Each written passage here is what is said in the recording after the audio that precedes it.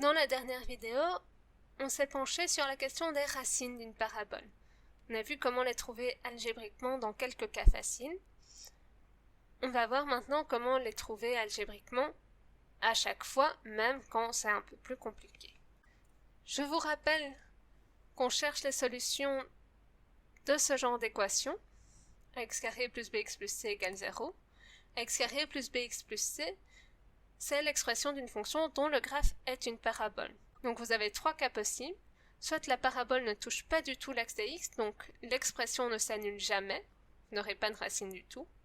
Soit elle ne touche qu'une seule fois l'axe de x, vous aurez dans ce cas une seule racine, logique. Soit elle touche deux fois l'axe de x, et vous obtenez deux racines situées à égale distance à chaque fois de l'axe de symétrie. Donc je vous propose une nouvelle méthode pour résoudre ce genre d'équation à tous les coups. Et pour ça, votre meilleur ami, pour tout le reste du chapitre, ce sera ce qu'on appelle le discriminant et qu'on note delta. Delta est donné par cette formule-ci, connaître par cœur, évidemment réciter 3 fois par jour avant chaque repas. Delta, c'est égal à b carré moins 4ac, où b est le nombre qui multiplie x, a celui qui multiplie x carré, et c le terme indépendant. De trois choses l'une. Soit delta est négatif, soit il est nul, soit il est positif.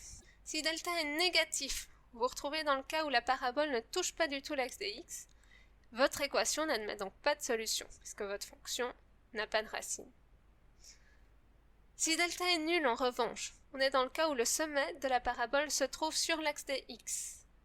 Dans ce cas, évidemment, une seule solution, qui est donnée par moins b sur 2a. Dernier cas, delta est strictement positif. Vous aurez alors deux racines qui sont données par moins b, plus ou moins racine de delta, le tout sur 2a. Je propose que nous fassions des exemples. Premier exemple, je dois résoudre x carré plus x plus 1 est égal à 0. Qu'est-ce qui multiplie x carré 1? Qu'est-ce qui multiplie x1?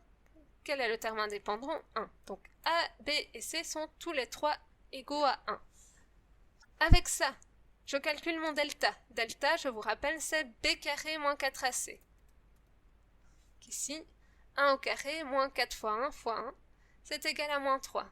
Moins 3, c'est négatif. On a dit que si le delta était négatif, nous n'avions pas de solution.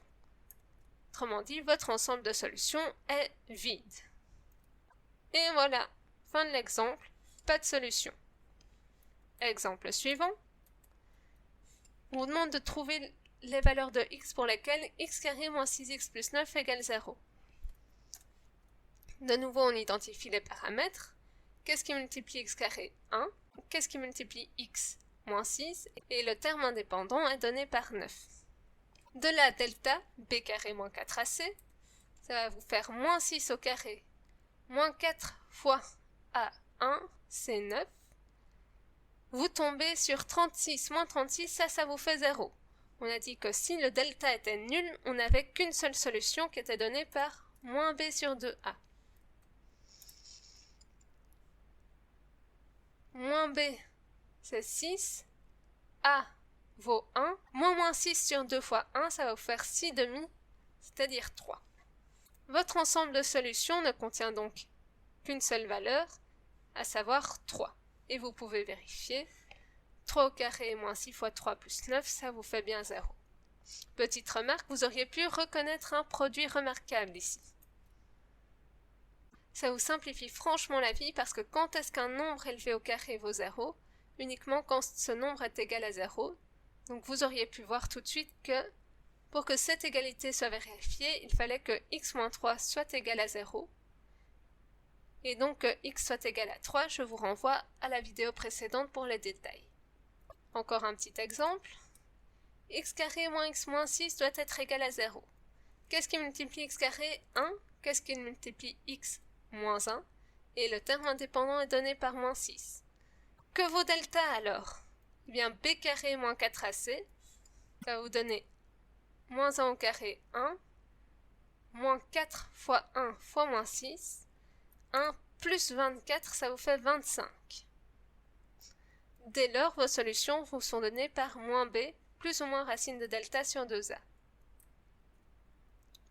25 c'est positif, nous aurons donc deux solutions données par moins b, donc 1, plus ou moins racine de delta, savoir 5, sur 2a, qui va vous donner 2. Si vous gardez la solution plus, on obtient la première solution qui est donnée par 1 plus racine de 25, 5, donc 6, sur 2, ça va faire 3. Si par contre vous faites 1 moins 5 sur 2, vous arrivez à 1 moins 5 moins 4 sur 2, moins 2. Votre ensemble de solutions est donc l'ensemble qui contient moins 2 et 3, qu'on a l'habitude d'écrire dans l'ordre croissant pour des questions de lisibilité. Et voilà, cet algorithme-ci va marcher dans tous les cas de la forme ax carré plus bx plus c est égal à 0. Conclusion, connaissez votre delta.